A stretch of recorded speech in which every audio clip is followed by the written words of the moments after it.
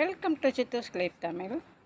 இன்றைக்கி வந்து நல்ல ஒரு சூப்பரான சுவையான ஹோட்டல் ஸ்டைல் உருளைக்கிழங்கு பூரி மசாலா. அதிக பொருள் செலவே இல்லாமல் சும்மா ஒரு 3 சின்ன உருளைக்கிழங்கு மட்டும் இருந்தால் போதும். அப்புறம் நம்ம வீட்டில் இருக்கிற வெங்காயம் தக்காளி போட்டு நல்ல சூப்பரான டேஸ்டான பக்காவான உருளைக்கிழங்கு பூரி மசாலா செஞ்சிடலாம்.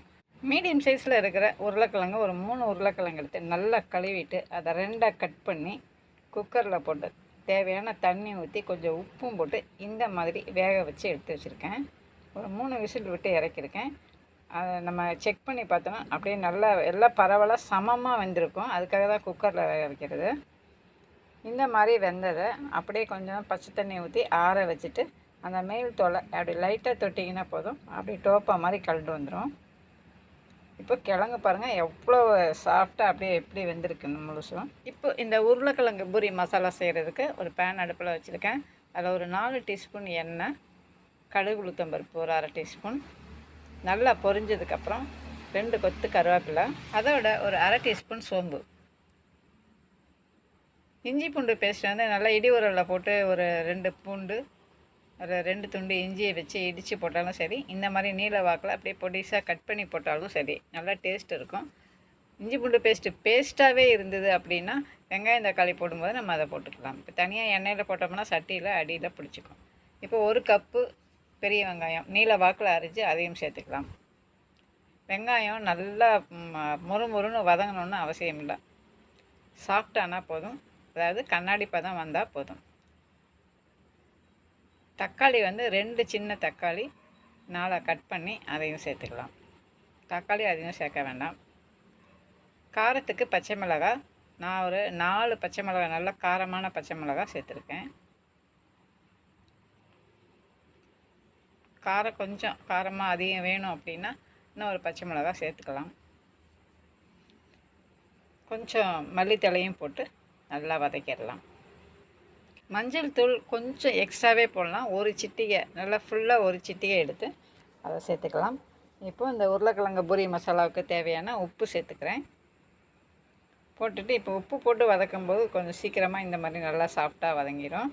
இப்போது நம்ம வேக வச்சுருக்கிற உருளைக்கிழங்கை இதில் சேர்த்துக்கலாம். நான் அந்த கிழங்கை 3-4 அப்படியே கட் பண்ணி வச்சுருக்கேன். நல்லா சாஃப்டாக வெந்திருக்கிறதுனால நம்ம சும்மா கரண்டியில், அந்த கட்டைக்கரண்டியில் நல்லா அப்படி அமுத்தினோம்னாவே எல்லாம் அப்படியே உடஞ்சி போயிடும், பஞ்சு பஞ்சாயிரும். நல்லா அந்த வெங்காயம் தக்காளி உப்பு மஞ்சத்தூள் இதோடு சேர்த்து நல்லா அதை வதக்கி விட்டுக்கணும். நல்லா உடச்சி விட்டு நல்லா வதக்கி விட்டுக்கணும். லேசாக அமுத்தினா போதும், அப்படியே கிழங்கு மாவு மாதிரி ஆயிரும். உருளைக்கிழங்க நல்லா கலந்து விட்டு இந்த மாதிரி கிழங்கெல்லாம் அந்த மஞ்சத்தூள் பட்டு எல்லாம் ஒரே மஞ்சள் கலராக ஆனதுக்கப்புறம் இப்போ நல்லா கலந்துருச்சுன்னு அர்த்தம். கலந்ததுக்கப்புறம் கடலை மாவு இருந்தால் ஒரு 2 டீஸ்பூன் எடுத்து 1/2 டம்ளர் தண்ணியில் கரைச்சி சேர்த்துக்கலாம். ஒருவேளை கடலை மாவு இல்லைன்னா பொட்டுக்கடலை இருந்தால் அதில் ஒரு 3 டீஸ்பூன் போட்டு மிக்ஸி ஜாரில் போட்டு நல்லா மையாக அரைச்சி அதை ஒரு 1/2 டம்ளர் தண்ணி கரைச்சி இந்த மாதிரி ஊற்றிக்கலாம். தேவையான அளவு தண்ணியை நம்ம ஊற்றிக்கலாம். இல்லை ரொம்ப அதிகமாக தண்ணி ஊற்ற வேண்டாம். சின்ன டம்ளரில் 1 டம்ளர் தண்ணி ஊற்றினா சரியாக இருக்கும். நம்ம இந்த கடலை மாவு ஊற்றிருக்கிறதுனால அடி பிடிச்சிடும் சீக்கிரமாக, அதனால் கலந்து விட்டுட்டே இருக்கணும். கலக்கும் போதே கொஞ்சம் கொஞ்சம் பெருசாக இருக்கிற உருளைக்கிழங்கெல்லாம் இந்த மாதிரி அப்படியே உடச்சி விட்டு கலந்துக்கணும். ஒரே சீராக எல்லாம் கலந்து வந்ததுக்கப்புறம் ஒரு கொதி வந்துடும். ஒரு கொதி வந்ததுக்கப்புறம் பாருங்கள் எப்படி இருக்குன்னு. இப்போ வந்து கரெக்டாக இருக்கும். அந்த கடலை மாவு ஊற்றுன அந்த பச்சை வாசனையெல்லாம் போய் நல்லா சூப்பரான வாசனையோட நம்ம உருளைக்கிழங்கு பூரி மசாலா ரெடி ஆயிடுச்சு.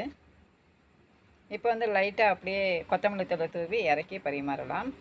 பூரிக்கு வச்சு சாப்பிடும்போது பக்கா டேஸ்ட்லாம் இருக்கும். இந்த உருளைக்கிழங்கு பூரி மசாலாவை நீங்களும் ட்ரை பண்ணி பாருங்கள். வீடியோ பிடிச்சிருந்தா ஒரு லைக்கை தட்டி விட்டு சப்ஸ்கிரைப் பண்ணி சப்போர்ட் பண்ணுங்கள். தேங்க்ஸ் ஃபார் வாட்சிங்.